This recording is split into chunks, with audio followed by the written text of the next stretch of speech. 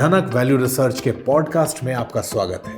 आप सुन रहे हैं फर्स्ट पेज कॉलम, जिसको धीरेन्द्र कुमार ने लिखा है। डेरिवेटिव ट्रेडिंग एक डकैती है। सभी जानते हैं कि इंडिविजुअल ट्रेडर्स एफएनओ ट्रेडिंग में भारी नुकसान उठाते हैं, मगर सेबी की स्टडी ने अब बताया है कि यह घाटा कितना बड़ा है और कितने सारे आम ट्रेडर नुकसान में रहते हैं। करीब 2 साल पहले मार्केट रेगुलेटर सेबी ने डेरिवेटिव ट्रेडिंग पर एक रिसर्च रिपोर्ट प्रकाशित की थी, जिसकी शुरुआत इस वाक्य से हुई थी।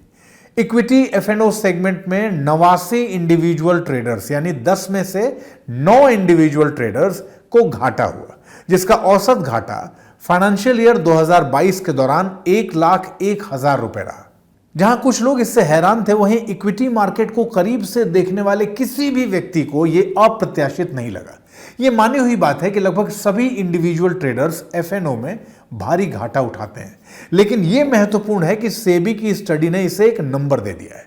असल में उस समय मैंने देखा कि अगर ट्रेडर्स को लंबे समय तक ट्रैक किया जाता तो यह नंबर और ज्यादा होता। अब सेबी ने 3 फाइनेंशियल ईयर 2022, फाइनेंशियल ईयर 2023 और फाइनेंशियल ईयर 2024 के डेटा के आधार पर एक फॉलो अप रिपोर्ट जारी की है। इसका मुख्य नतीजा अभी भी आश्चर्यजनक नहीं है। फाइनेंशियल ईयर 2024 में भी लगभग 91% ट्रेडर्स ने पैसा खो दिया। हालांकि ये अपडेट की गई रिपोर्ट कई दूसरे तरीकों से काफी दिलचस्प है। इसके एनालिसिस में विस्तृत जानकारी है जो ऐसे पैटर्न को सामने लाती है जो अगर आश्चर्यजनक नहीं तो काफी दिलचस्प है। इनमें से कुछ इस ओर भी इशारा करते हैं कि रेगुलेटर बदलावों को किस दिशा में ले जाना चाहिए। मैंने इनमें से कुछ को यहां इकट्ठा किया है, जिन पर मैं अपने पाठकों का खास ध्यान चाहूंगा, क्योंकि इससे उन्हें यह समझने में मदद मिलेगी कि क्या चल रहा है। इंडिविजुअल्स ने एफएनओ में घाटा उठाया और एफपीआई तथा प्रोप्राइटरी ट्रेडर्स ने मुनाफा कमाया। प्रोप्राइटरी ट्रेडर्स ने फाइनेंशियल ईयर 2024 में एफएनओ सेगमेंट में लगभग 33,000 करोड़ रुपए का कुल मुनाफा कमाया। इसके बाद एफपीआई ने करीब 28,000 करोड़ का कुल मुनाफा बनाया। इंडिविजुअल्स और दूसरे लोगों को फाइनेंशियल ईयर 2024 में 61,000 करोड़ से ज्यादा का घाटा हुआ। एफपीआई और प्रोप्राइटरी ट्रेडर्स के लिए सबसे ज्यादा मुनाफा एल्गोरिथमिक ट्रेडिंग संगठनों ने कमाया। फाइनेंशियल ईयर 2024 में एफपीआई के मुनाफे का 97% और प्रोप्राइटरी ट्रेडर्स के मुनाफे का 96% हिस्सा ऐसी संस्थाओं से आया। फ्यूचर्स में घाटा उठाने वाले व्यक्तियों का प्रतिशत ऑप्शंस के मुकाबले लगातार कम रहा। फाइनेंशियल ईयर 2024 में लगभग 60% व्यापारियों ने फ्यूचर्स में शुद्ध घाटा उठाया, जबकि ऑप्शंस में यह 91.5% था।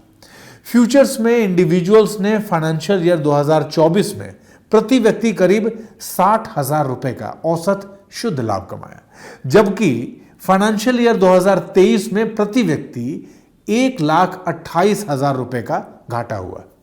एफएनओ में ट्रेड करने वाले युवा ट्रेडरों 30 साल से कम उम्र के, उनका अनुपात फाइनेंशियल ईयर 2023 में 31% से फाइनेंशियल ईयर 2024 में 43% तक बढ़ गया। इन युवा ट्रेडरों में से लगभग 93% ने फाइनेंशियल ईयर 2024 में एफएनओ में घाटा उठाया, जो फाइनेंशियल ईयर 2024 में 91.1% के औसत घाटे से ज्यादा है। फाइनेंशियल ईयर 2024 में 75% से ज्यादा इंडिविजुअल एफएनओ ट्रेडरों ने 5 लाख रुपए से कम की सालाना आमदनी घोषित की। फाइनेंशियल ईयर 2024 में सभी एफएनओ ट्रेडरों में से लगभग आधे 42 लाख व्यापारी नए ट्रेडर थे, यानी ऐसे ट्रेडर जिन्होंने इक्विटी एफएनओ सेगमेंट में 3 साल में पहली बार ट्रेड किया। इन नए ट्रेडरों में से 92.1% ने घाटा उठाया और औसतन फाइनेंशियल ईयर 2024 में प्रति व्यक्ति लगभग 46,000 रुपए का शुद्ध घाटा उठाया। फाइनेंशियल ईयर 2022 से फाइनेंशियल ईयर 2024 तक व्यक्तियों ने एफएनओ में ट्रेडिंग के लिए लेन देन लागत में 50,000 करोड़ रुपए से ज्यादा का खर्च उठाया। औसतन व्यक्तिगत व्यापारियों ने फाइनेंशियल ईयर 2024 में एफएनओ लेन देन लागत पर प्रति व्यक्ति 26,000 रुपए खर्च किए। करीब 71% लेन देन लागत ब्रोकरेज टीसी का 51% और एक्सचेंज फीस टीसी का 20% के रूप में थी। करीब 71% लेन देन लागत ब्रोकरेज टीसी का 51% और एक्सचेंज फीस टीसी का 20% के रूप में थी। बाकी कर यानी टैक्स थे। तो ये कहानी है। एफएनओ का ट्रेड करने वाले लोगों की संख्या में लगातार भारी बढ़ोतरी हो रही है। बड़ी संख्या में लोगों की आमदनी कम है। इंडिविजुअल पैसे खोते हैं जबकि बड़े ऑपरेटर पैसे कमाते हैं। याद रखें, डेरिवेटिव एक जीरो सम खेल है। सारा मुनाफा किसी और के नुकसान से आता है। उसके ऊपर भारी ब्रोकरेज और एक्सचेंज फीस है। इसका नतीजा निकालना जरूरी है। आपने कई लोगों को यह कहते हुए सुना होगा कि यह एक जुआ है। वास्तव में यह डेटा दिखाता है कि यह नहीं है, यह डकैती है। एक्सचेंज, ब्रोकर और बड़े एल्गो ट्रेडर छोटे निवेशकों की जेब से पैसे ले रहे हैं। सवाल यह है कि रेगुलेटर इसके बारे में क्या करेगा।